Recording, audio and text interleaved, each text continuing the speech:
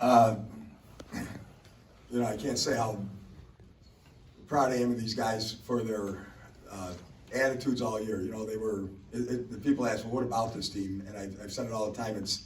They're kind of like their lunch pail mentality. They kind of had their lunch, went to work every day, did what they were supposed to do. A very mature group, and did it like on a day-by-day basis. Never got too high, didn't get too low. Throughout our wins, stayed even keeled. Knew we had to get better. We had a loss. Came right back the next week, playing a tough open team, and found a way to win. So the resilience and just singleness of purpose really was evident with the captains up here and the senior laden group. Like I said, I'm just blessed and proud to be around such a good group of kids. Christian, your coach said that first of all, congratulations, but first of all, your coach said something about resilience.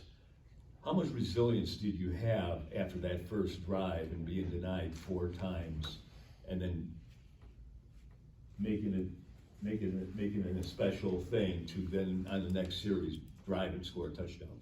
Yeah, I mean, it was only our first drive. It was the very beginning of the game, and it'd be silly of us if we just got our heads down if we got stopped. And we knew coming in, I mean, this is going to be a tough opponent. They made it to the state finals for a reason.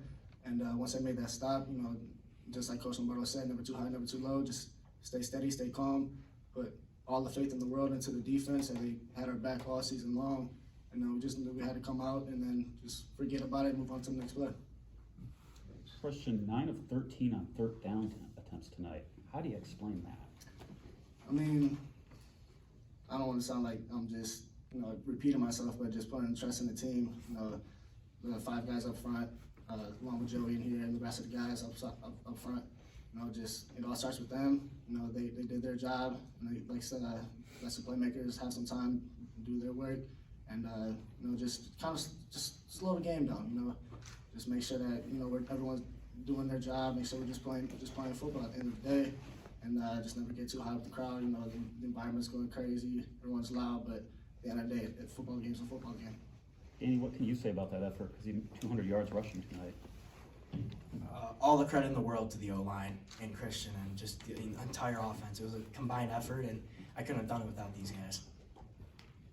Joey, he constantly credits you guys for the job you do up front. Tell me what it's like to block for him, and is it any different? And also after the same question I asked Christian after that first denial at the 1-yard line, and then bouncing back and having resilience. Yeah, we came off on the sideline. We were very upset, and Christian came over. It was the first drive of the game, and it, like you said, be silly of us to get our heads down and act like we weren't in this game. So, Christian's leadership is, second to none. He's been the best leader on this team, and Danny behind him. Both of them leading this group. It's just so special, and I'm so happy we're in this moment. Zion, after that opening drive, Springfield reeled off a couple plays, but you guys started to buckle it down. It felt like you guys were a different unit after those first few plays. Did something start clicking with you guys, you think? Yeah, we after that first drive or whatever, they got a couple plays down, but Jerry on my side of me, we were just constantly telling everybody just to stay in, like we were good, like we had to buckle down a little bit, we got a little out of our character, like we were missing assignments and stuff like that, but we just all came together and locked in and just told each other just to calm down, like we've been there before. It's nothing out of the ordinary for us, and it's just a regular game at the end of the day.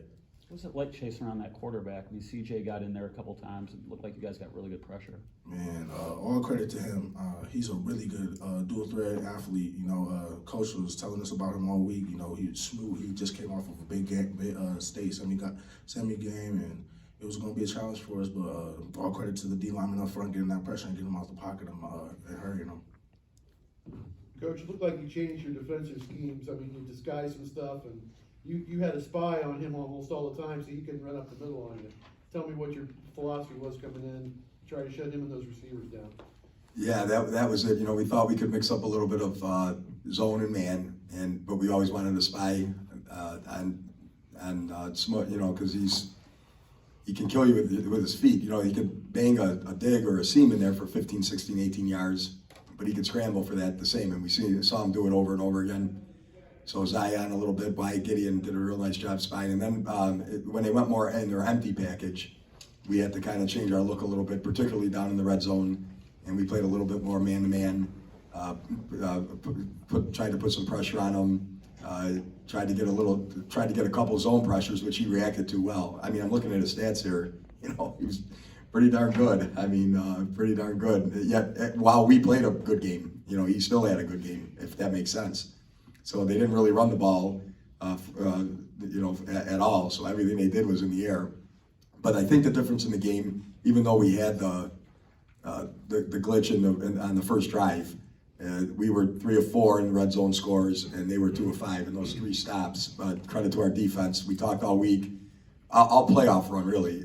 It's red zone. It's not yards, it's points. If you could hold them to field goal attempts, you have a chance. And we thought we could block a kick, and we blocked one, and we almost blocked another one that forced them to hook it, I think. And they missed 2, scoring. Add those 2 scores, and it's a touchdown game. Right. Either you or Zion, tell me about that, you know, stopping them so that they had to kick those field goals and make neither of them. Like Coach said, that could have made a lot more tighter of a game. And then just comment on the special teams after you guys did your job on defense. Yeah, just all credit to my guys. We just went out there, just stayed 10 toes down.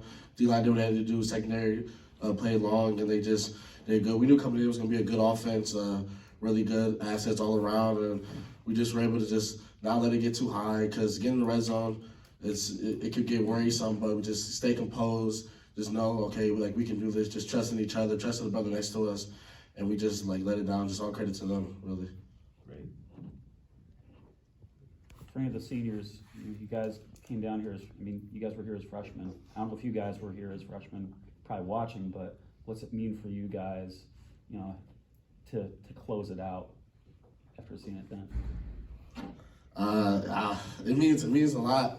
A lot to the legacy, a lot to just say that as the tradition overall. Feels good to just give back to the community, really, the way I look at it. Inspiring the young people to just know that they can do it too, and then just giving faith in our alumni that we still have it, living up. Because you grow up and you hear, and one thing I think about 2018 team, look back at when they won, you sit there, you're like, wow, this team did it. Now that we're in the same spot, it's just really good thing. And now hopefully we can just set the way and pave the way for other people to come up and just continue the tradition that we have going on here. Christian, I talked to Colasar and Garrett this week about you as a scout team quarterback your freshman year. First, who was the scout team quarterback this week? Wanted to ask that, and what's it mean for you coming full circle? Well, we tried a few. You know, we had a throwing guy, we had a running guy. Sean Crawford came and played a day, and you know, so if we could tag him, I figured we'd have a shot on Smoot. You know. So Keith didn't come back this week. Keith didn't come back. No, yeah, so but it was you know. But by the way, you know, sometimes it gets lost. I think how much value as you're bringing up an 18 when Christian was a scout coordinator, and some of these sophomores and juniors that played on the scout team for all these weeks, it's just they're not on the field tonight, but the development they show and the looks they give is just as paramount. And in my opinion, I always say the ring doesn't discriminate. And you know, guys like Josh Crowdle and Casey Boyd, you know, freshmen to see whoever, you know, we kept doing it. Johnny Hutton and just the defensive guys. Xavier Stein, I you know, I don't want to mention. There's so many names, but all these guys are really, really part of it. And I got to make that point, you know, over and over again, because I think these guys should, because that's so. It really is a team. It's a team victory. Certain guys are on the field for it, but it's a team victory. Yeah, you guys have talked about giving back to the community and doing it for the school and all that kind of stuff. And I have a question for all of you. This is the 5th state championship in football, but 70th overall for the school in all sports. What does it feel like to be in that company, in that, you know, that history, and that's maybe one of the reasons why you came there to begin with, that, you know, there was a winning tradition. Yeah, just as you said, you have a winning tradition. And if I'm being honest, it doesn't even hit me yet. You know, it doesn't even really feel like we just won a state championship. Just as you said, I'm from Lorain, so coming into St. Ed's, I just knew it was a winning tradition, and you have such a high expectation. And coming in, I didn't know too many people, but you know, we talk a lot about brotherhood. You come in, you work out with these guys, you start practicing with the guys, you go to class with them, you eat lunch with them. So not as it only like you're starting to like slowly get into that process of, you know, getting into that winning tradition and know what this whole school is about. But then like you start forming your like really your new self, like you're really becoming a whole new person. And I think that was the biggest thing for me coming in, you know, as I mentioned from Lorraine, just, you know, getting myself out there, you know, just trusting everybody and, you know, coming out with this victory. And that's all it is, just this brotherhood, you know, all those guys on the sideline coming back, you know, congratulating us and cheering with us and being as happy if they suited up for the game and won themselves. And in all reality, they did. You know, without them, we wouldn't be in this position. You know, they really paved the way for us, just as Jeremiah was talking about. Hopefully we can do the same, but it's really surreal. You know, I got a lot of emotions flowing through me right now, and I still got to process it all. But you know, it was, I'm really proud with we came off the win tonight. Anybody else want to take that same question? Yeah, being part of St. Ed's, you're part of a living legacy, and that 70th state championship, that means so much to everybody. I mean, even the alumni. I mean, I've bled green and gold since the day I was born. My whole family went to Ed's, and just adding on to that living legacy and paving the way for new Eagles to go and do the same thing that we have done is absolutely amazing. And paying it forward, like Coach Lombardo says, paying it forward to everybody else, all the scout team members, that they can go and get better and go do the same thing and do it again.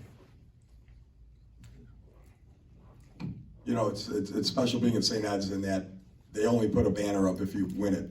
You know, if you're the runner-up, it's not up there. And that's the expectation. That's what we wanted. And that being said, you know, it puts some pressure. And if you can see how these kids are acting, you know, they, like I said, as Christian said, it doesn't feel like it hit the state, because I think we've been preparing like every game as a state championship. You know, I don't do it, they really are, because if you lose, you don't get another one. This just happens to be the last one. And if you just take that same present moment mentality throughout the season, week by week by week, when the moments become big, they're not big because you're just playing the game, you're doing what you're trained to do. And that's one thing that we hope we try and do. We hope we get that point across to the kids. And it's not always ends like this, but that's what we want to do. So when we're here, they know how to respond, and they act in a way that shows that they're champions, knowing how to play, knowing how to come back and play the next play, because they prepared for that. They prepared for that the entire time. And I think that's what these kids did. And I think you saw it today. I mean, we didn't play a perfect game by any means. And you could get all out of sorts very quickly, but we didn't. We didn't. And that's pretty special, I think. Thanks, Coach. Defensively, Smoot, you had talked about is 15 to 16, you know, the dig routes and those type of routes. They've been a pretty explosive team at times as well. Can you talk about the way you approach trying to take away that deep threat and not giving up that touchdown when you could give up the cumulative yardage? Yeah, I think that was big today that they didn't. I don't think they hit a real explosive. They got a couple at the end of the second quarter there, I think, and I had my back turned, so I didn't see exactly what happened with the back. He got out, and I know they had some chunk plays, but they didn't hit the 50, 60-yard bomb for the touchdown. They've done that in a bunch of games, and so that was big, not giving that up. And we felt if we could, you know, limit the field in the red zone and hold them to a field goal attempt, that we accomplished the goal, because they're too good to not make their yards. And that really was the plan, and we executed it very well. We executed it well in the red zone in particular. We didn't play a perfect game. You know, clearly they had yards and they did stuff on us, and rightly so. I mean, they got a bunch of Division I players over there, and they're well schooled. So a lot of credit goes to Springfield and where they've come with that program. And you know, Coach Douglas there has done a great job, and their kids played very resiliently and kept playing as well, which we knew they would. You don't get to the state title and not do that. Okay, anything else?